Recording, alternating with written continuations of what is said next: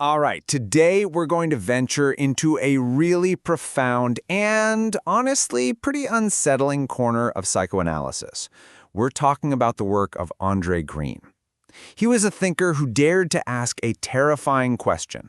What happens when you go looking for a hidden secret in the mind, and all you find is a void? You know, most of us have this picture of psychoanalysis as the classic talking cure, right? The whole idea is to dig up what's been repressed, to unearth all the secrets and memories and desires that are buried deep down in the unconscious. It's a search for something that is there, just waiting to be found. But here's where André Green just throws a wrench in the whole thing. He confronts this much more disturbing possibility. What happens when the analyst starts digging and finds nothing? Not a hidden memory, but a hole. Not a repressed secret, but a complete emptiness. What if the real psychic pain isn't from something being buried, but from something being actively, constantly, and silently erased? And that question, that really unsettling question, forced Green to look way beyond the traditional talking cure. Why? Because he was meeting patients who completely challenged what psychoanalysis thought it knew about the mind. See, Green was treating people who just didn't fit the usual mold. Their problem wasn't some specific conflict you could put your finger on. Instead, what they communicated was this profound emptiness, this feeling of psychic death. He called it a blank psychosis, a void that he could literally feel in the room with them. The issue wasn't what they were saying, it was the affective quality, the emotional texture of their communication, or more to the point, the chilling lack of it. So to even begin to understand these patients who seemed to be communicating nothing at all, Green had to push back against one of the biggest ideas in psychoanalysis at the time, the idea that words are everything. He was working in the era of the legendary Jacques Lacan.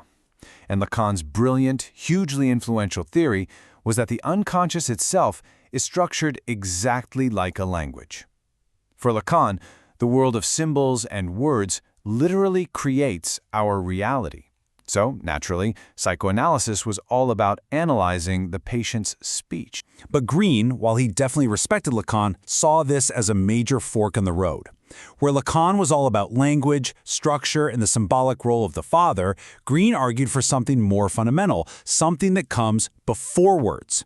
And that thing was affect. He believed our raw bodily feelings, our pre-verbal experiences, especially with the mother, were the real foundation of our minds. Language, he thought, only comes later to try and make sense of it all. So for Green, affect isn't just a fancy word for emotion. No, it's the raw psychic energy that exists before we have words to contain it. It's the tension, the drive, the bodily states. He even called it the signifier of the flesh. And it's this primal, foundational force that gets attacked, and when it does, what's left behind is that void. This whole focus on absence and erasure brings us right to Green's most critical and, let's be honest, his most challenging concept, what he called the work of the negative. Now, this is a really crucial point. This negative is not a passive thing. It's not just something that's missing. It is an active, almost aggressive psychic process. It's a force that is dedicated to unmaking connections, to erasing meaning, to literally punching holes in the fabric of the mind. It's the active creation of nothingness. Okay, to really get this, let's compare it to something we're more familiar with, like repression. Repression is kind of a vertical process, right? You push a thought or feeling down into the unconscious, but it can still bubble back up in weird ways. Green was focused on something much more radical, splitting or escission. Think of this as a horizontal break. Two totally contradictory ideas, like yes and no, can exist side by side, completely walled off from each other. There's no communication between them, and the result isn't a hidden secret. It's just total psychic paralysis. And this work of the negative shows up in some really specific ways. It's that blank psychosis we mentioned. It's his famous dead mother complex, where a child internalizes a parent's emotional absence, which creates a psychic hole inside of them.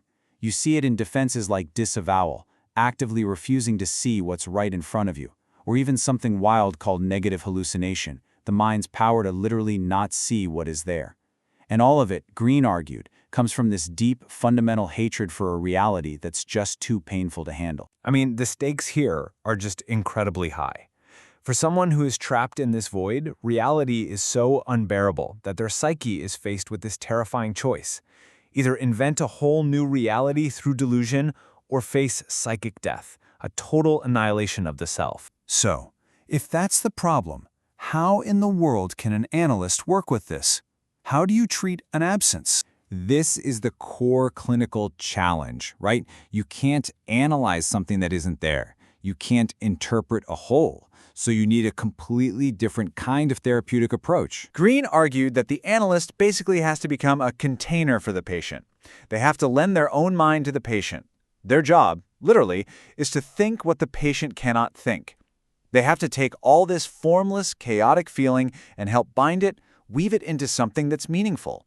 And this means the analyst's own emotional response, what we call countertransference, becomes this vital tool for understanding the very void the patient is projecting onto them. So the ultimate goal here isn't just about getting some brilliant insight. It's about construction. It's about helping the patient build the very capacity for thought that's missing, to finally be able to turn that raw, overwhelming sensation into a representation, a feeling, a memory that can actually be held in the mind. When you zoom out, you realize Green's work isn't just about creating some new clinical category. It's a really brave engagement with Freud's most cosmic and controversial theory of all. See, late in his career, Freud came up with his very dark, very controversial theory that a lot of other analysts just wanted to ignore, that we aren't just driven by life and desire, but that we're also driven by a fundamental drive toward death. By focusing on this force of erasure, Green was basically giving a powerful clinical framework to Freud's most challenging idea. So Freud theorized that all of life is this constant struggle between two massive forces. On one side, you've got eros, the life drives. Their job is to bind things together, to unite, to create complexity, to connect with others, to build things up. And on the other side, you've got thanatos, the death drives. Their job is the complete opposite, to unbind, to separate, to erase complexity, and to return every living thing to a state of quiet, inanimate calm. Basically, to get back to zero. And this quote from Green just puts it so perfectly. The pulsions of death act in silence. All the noise of life comes from eros. Eros is loud, it's love, it's creation, it's connection, all the messy, noisy business of being alive. The death drive, thanatos, it's silent. It's just this quiet, constant pressure pulling things apart. And this is the great synthesis of Green's work. The work of the negative, with its blankness, its dead mother complex, its active erasure, that is a clinical name for the death drive's silent, deconstructive work inside the mind. He gave a face and a clinical reality to Freud's most haunting and abstract idea. So in the end, Green's entire massive body of work really points to one central universal conflict. This constant battle going on inside us between the drive to connect and create meaning and that silent, powerful drive to unbind and erase it all. And Green's work gives us this incredible new lens to look at things. It's not just about severe psychological states. It makes you think about the more subtle things in our own lives. It really invites us to ask, where do we see this work of the negative? Where are our own voids, our own blank spots, those moments of silent erasure? And what does it take to fill them, not with illusions but with life?